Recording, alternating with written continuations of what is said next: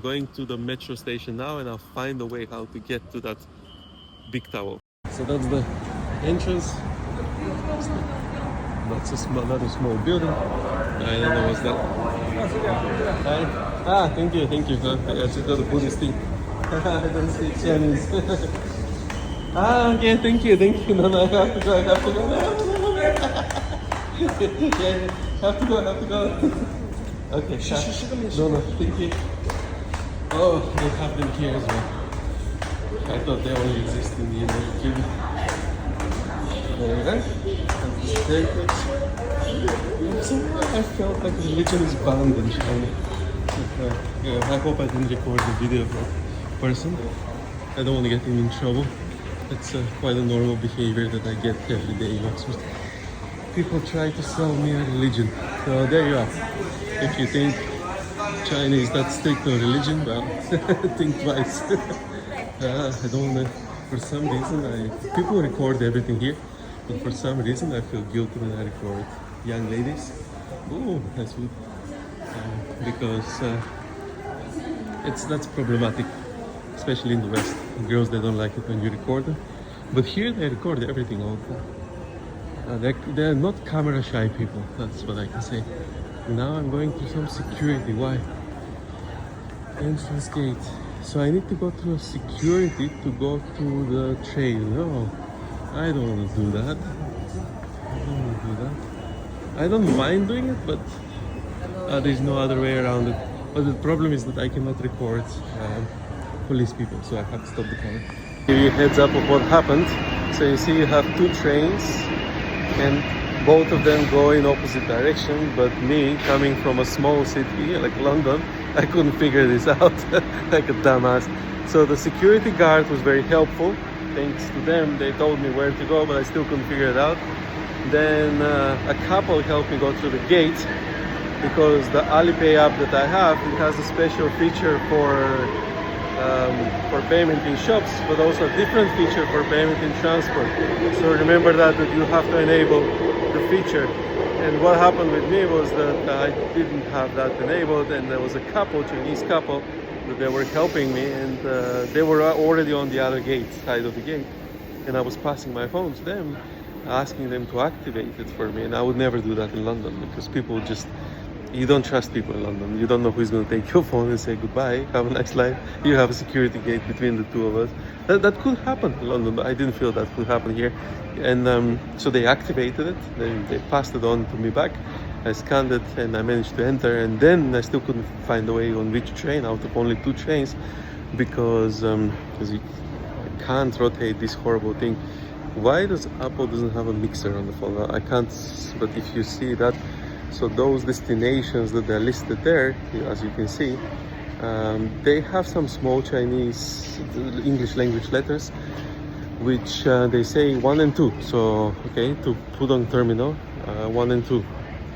So this one is 2, but the other one was showing 1 and 2, and I didn't know which one to go. So another very friendly Chinese guy helped me, and I made it in less than 15 minutes thanks to 3 different Chinese assistants. They're very helpful in London. People would help you as well, but they would say something, they'll shout out something and they'll run away.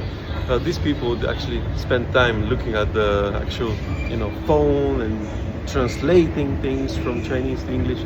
So very helpful people. That's you need them, otherwise you're not gonna make it. Not even on the train ride. So there we are. I'm gonna change the camera to the front now. You see how it goes? Exit 2 to 6. So those are the gates. And now when you exit, you have to scan that special barcode that you have on Alipay. Otherwise, it doesn't know how much to charge you. I guess that needs to be geolocated somehow. It could be improved, but why they haven't done it? Well, probably this is easier, and probably because some privacy issues. But you can see, very modern, very new. Everything is shining, everything is clean. People are very helpful. What can I say? I already have SIM card, so I went to a local store and I got a SIM card. And, so when I exit this, I'm going to use Google Maps. Doesn't work. Apple Maps is horrible, useless. I don't know why. Apple should know better. So I'm using Maps Me, and that's the only app. I need to find something else. So this is where you're gonna end up, Liyazu station. That's the station closest, at least closest to, well, it is the closest. So whichever way you see Liyazu station, that's the one. And here is the Shanghai Tower, the biggest tower in China.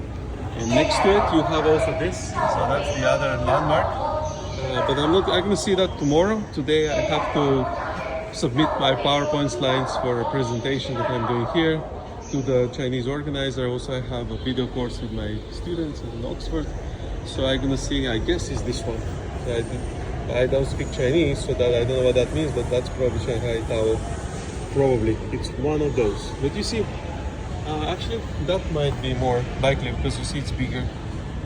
But I'll figure it out once I go outside. You need a SIM card. I paid like 200 renminbi, that's 200 yuan, which is around 20 pounds so for a SIM card with 20 gigabytes of memory, 20 gigabytes of internet, sorry. Ooh, nice. Nice escalator. Okay, I'm going here and then I'll start recording when I get closer to the Shanghai Tower. There we are. I almost boarded a different train as opposed to going out.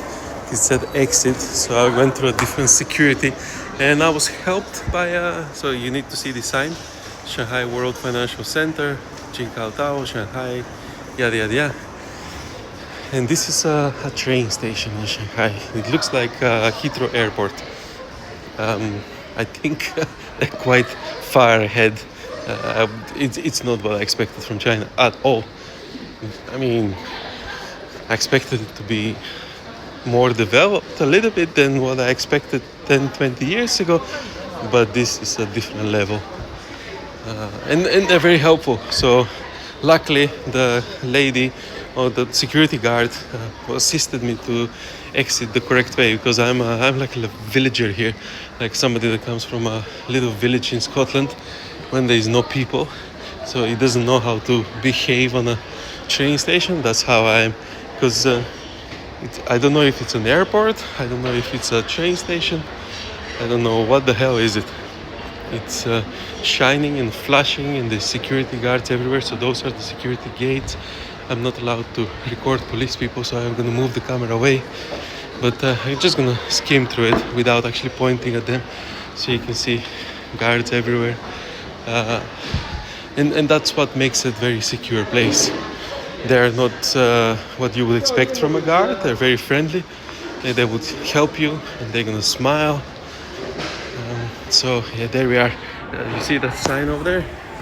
You need a sign like that. Shanghai EFC. Why doesn't it say Shanghai Tower? I don't know. Maybe it's not. Maybe that's just a restaurant and maybe I'm going in the wrong direction. Oh no, that's a mall. That's a mall. I'm going towards a mall. I'm gonna need to speak to another Chinese person to help me find. The tower is literally just outside. There's like 4 or 5 towers that I could visit, and I want to do it quickly because I have too much work and I have to send the slides to the organizer of the conference before end of today. But I wanted to do something. Oh, you look at that nice picture over there. Orchids. Anyway, so this is the mall, and I'm gonna go and look for a helpful Chinese person to help me find the tower. Finally, there's desks everywhere. Finally, I'm outside and I can see them. And be prepared to ask for a lot of help. Chinese are very helpful and they will point you out. Oh, look at that! There was no way that I could get here in this short amount of time without asking them. Apple Map, by the way, that doesn't work very well either. I don't know what's wrong with them. I don't know if it's just here or everywhere. First time I used Apple Maps, because apparently it's allowed, and it didn't help at all. So it pointed me out into the wrong directions and I had to go back and forward and ask many Chinese people, which luckily they were very helpful. Otherwise I wouldn't have made it. And eventually I downloaded Maps. Well, I had downloaded Maps Me before. I use that when I go backpacking and hiking. into, look at that, that's where I'm going, I guess. So I'm using that when I'm backpacking into mountains when there is no signal, and that worked better than Apple Maps, which is very very strange. Google Maps doesn't work at all, and I'm sure that they have a Chinese version, which I'll find out which one is it and how is it called, but so far I have not been able to find a Chinese navigation map alternative to Google Maps. Something that is as good as Google Maps and that has you know, like English language. I haven't been able to find that. Now I'm gonna switch off because I have to look at this offline map which I have which I've used last time in Brazil, actually, to hike on a very remote trail that there was no internet, so that's what I'm using here, because none of the apps actually works. But I will come there tomorrow, so I'll record that probably tomorrow, and I will try to do the financial center as well, and that is also a very one of the buildings here, but I think that one is the biggest one, I think. So there's a loads of high-rise buildings here. Maybe it's this one. No, it's not that one. So I'll stop recording now. I'll find my way and I'll record from the actual tower. Well, I can start recording again because this turns out to be important part, not to miss out, to be able to find your way around Shanghai. If you're using the map that I'm using now, maps.me, which is an offline map, as you use it for hiking, what happens is it's difficult to follow that because that map is designed for terrain that doesn't have these escalators and streets. So what you have to do with this map is use it as just a map and track your point like a GPS location, and then you see how your location moves. That's the only way to find your way around with maps.me. If you find a better version, obviously use something better than this, but that's the only thing that actually works for me. And I can see the tower, I assume is that one, and I just need the map and to my pinpoint location to make sure I end up in the correct tower, because there's so many towers you can end up in the wrong one, and that's not a problem because you might want to see them all, but I want to see the highest building in China. That's the one that I'm aiming for to get. So there we are. I think it's that one, and I'm heading towards there. Let me check the map again.